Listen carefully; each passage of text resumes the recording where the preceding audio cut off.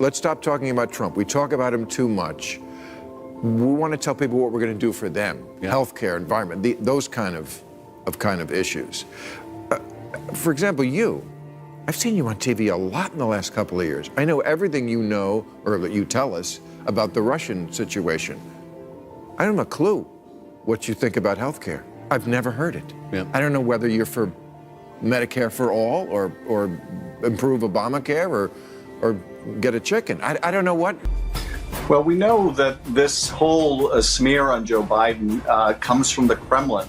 That's been clear for well over a year now, that they've been pushing this false narrative about the vice president and his son. Just a few days ago, we showed you Bill Maher really going after Adam Schiff, calling out what he described as clear hypocrisy and the shockwaves it sent through Democrats who were already struggling, creating a political moment that felt almost impossible to ignore. Now get ready, because this is part 2. A closer look at Schiff's repeated double standards and what critics call his ongoing Trump obsession that keeps turning into something even more dramatic every single time his name shows up in the headlines. And if you still haven't pressed that subscribe button, this is the perfect moment before you miss another round of these chaotic political moments, especially the wild developments connected to the Office of Legal Opinion that continue to surprise everyone watching. I was always of the opinion, number one, that the Office of Legal Counsel opinion that you can't indict a sitting president was wrong. Oh, good. That, in fact, you can indict a sitting president. I think there are prudential reasons not to try someone who's the President of the United States, but particularly when there's any risk of the statute of limitations running. If the president commits a crime, they should be indicted, and you should stay prosecution. So,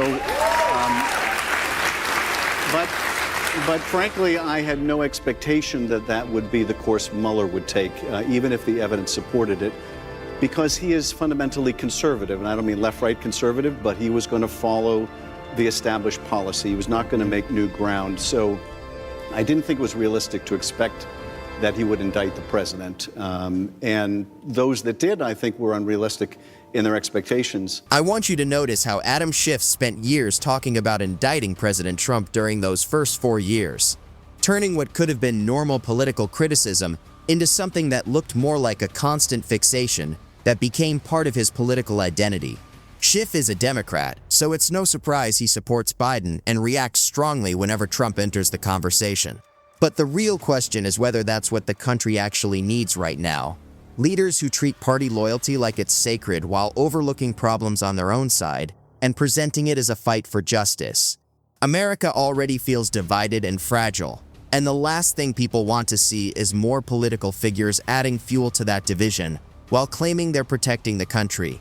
Because to critics of politicians like Schiff, accountability seems to stop the moment it involves their own party, and the focus becomes holding on to power no matter what.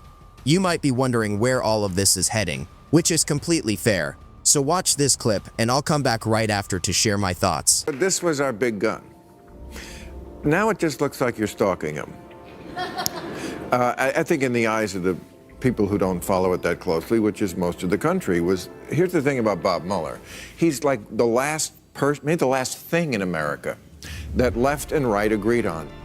Left and right basically agreed. This is a guy of honor. This is an honest guy. This is an honest broker.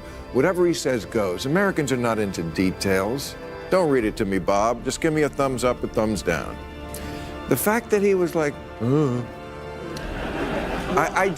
if you couldn't impeach before, how are you going to impeach after? Did you catch Bill Maher calling Adam Schiff a Trump stalker?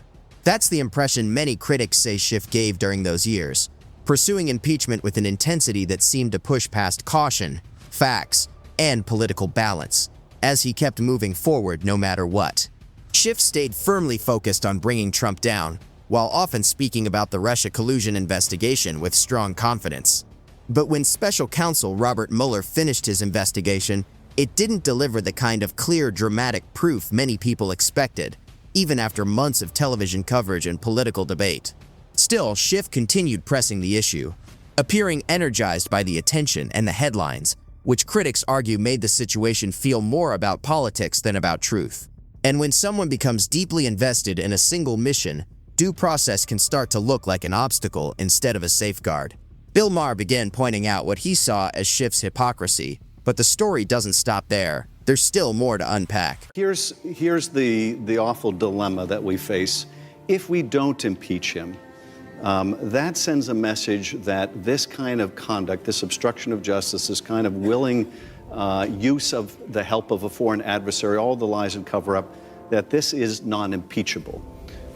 At the same time, if we do impeach him, and he is acquitted as he would likely be acquitted, then the message is those are not impeachable offenses. At the end of the day, Bill, there's only one way to deal with this problem, whether we impeach him or not, and that is to vote his ass out of office. That, critics say, is what Schiff was really after. Not fairness or truth, but removing Trump from office by whatever path was available and replacing him with a leader he believed should be in the White House, all while framing it as a defense of democracy. From that point of view, Schiff didn't seem driven by a noble mission, but by a strong focus on shifting power back to his party, treating the entire process more like a political strategy than a search for real accountability. And here's the part that stands out to many observers. If the case against Trump had truly been as strong as Schiff often claimed, why was he already talking about a possible acquittal before the trial even began?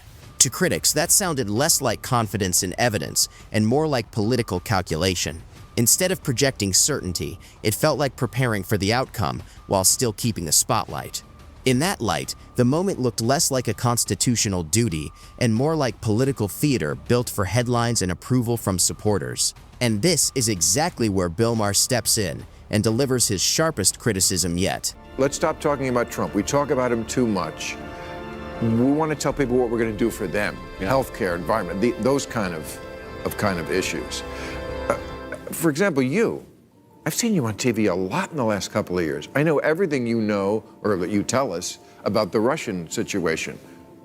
I don't have a clue what you think about healthcare. I've never heard it. Yeah. I don't know whether you're for Medicare for all or improve Obamacare or get a chicken. I don't know what. Bill Maher has a reputation for calling out political hypocrisy, and he did it again with one sharp, simple question that many viewers felt cut straight through Adam Schiff's message.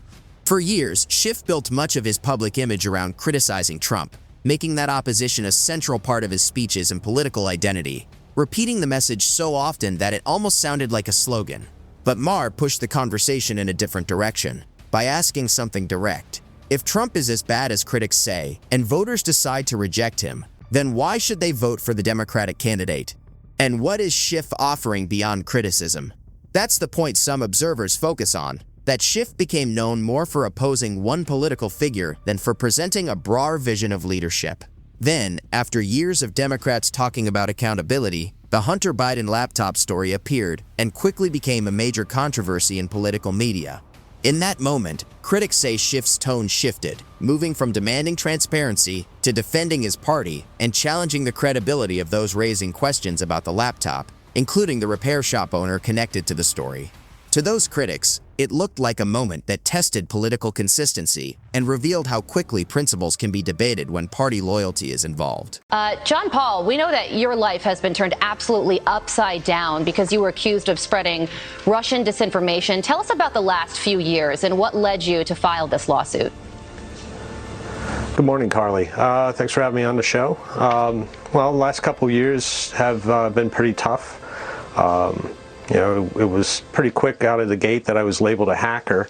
And then after Adam Schiff and 51 intelligence experts decided to pen a letter and tell the rest of the American people I was a Russian asset, things have kind of gone downhill from there. You've got to give John Paul McIsaac some credit, because even while facing heavy criticism, he managed to keep a sense of humor, once jokingly calling him Adam Schiff. Supporters of McIsaac say the nickname reflects what they believe happened, that Schiff reshaped the story to fit a political narrative he wanted to promote.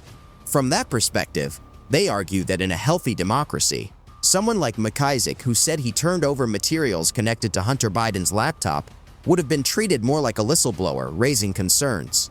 Instead, the situation quickly turned political. Schiff publicly questioned McIsaac's credibility on national television, suggesting possible foreign involvement, while many media outlets treated the story with skepticism. As a result, the repair shop owner suddenly found himself at the center of a national controversy, portrayed by some as unreliable and by others as a key witness. To critics of Schiff, the moment looked like a coordinated effort to discredit the messenger rather than fully examine the claims, showing how intense political battles can shape public perception and divide opinion. Well, we know that this whole smear on Joe Biden comes from the Kremlin. That's been clear for well over a year now, that they've been pushing this false narrative about the vice president and his son. With no real evidence to back him up, Adam Schiff confidently dismissed the Hunter Biden laptop story as Russian disinformation, without conducting any investigation, verification, or even a basic fact check. Instead, he made bold claims framed as national security concerns. On national television, he told Americans the laptop was fake, the emails were fabricated, and the whole story was being pushed by bad actors, especially Rudy Giuliani, as a last-minute attempt to damage Joe Biden before the election, painting it as a foreign scheme.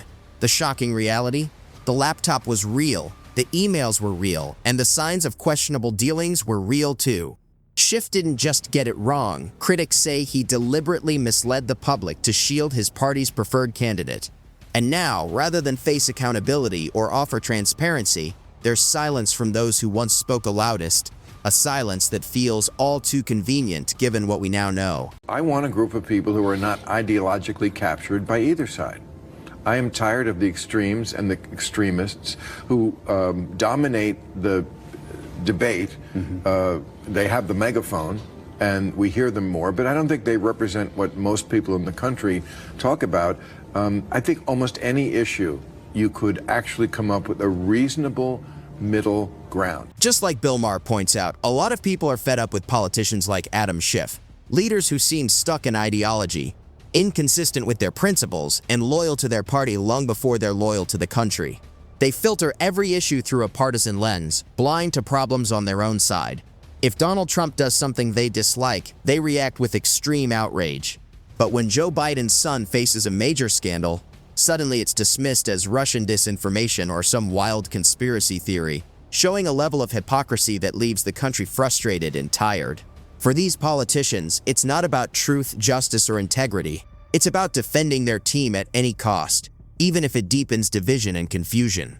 Public service becomes a rivalry instead of a responsibility. These aren't leaders focused on unity. They're partisan players in a dangerous game. And if we don't start calling them out and holding them accountable, they'll keep steering the nation toward more conflict and decay. Let's live in the year we're living in.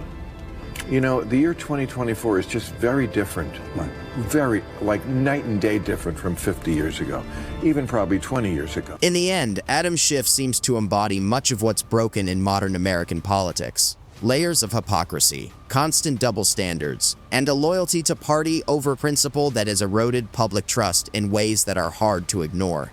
For years, he built his reputation by relentlessly attacking Trump, promoting narratives without solid evidence, and dismissing legitimate concerns, like the Hunter Biden laptop story, as Russian disinformation, even when the facts suggested otherwise. And when the truth started to emerge, he didn't pause or admit any mistakes. He doubled down, showing that for politicians like him, political survival matters more than honesty. Unfortunately, he's far from alone. Many politicians on both sides treat politics like a game, where winning outweighs doing what's right, and keeping their team ahead matters more than protecting the country they claim to serve. That leaves Americans with leaders who thrive on fear and attacks rather than offering real solutions. As Bill Maher pointed out, if all they give is fear, what are they really giving the American people? Why should anyone settle for leaders whose vision is limited to tearing down opponents? It's time to stop accepting this empty performance and demand better. Because if we keep following figures like Schiff, the country will keep sliding toward political disaster, and Americans deserve far more than that.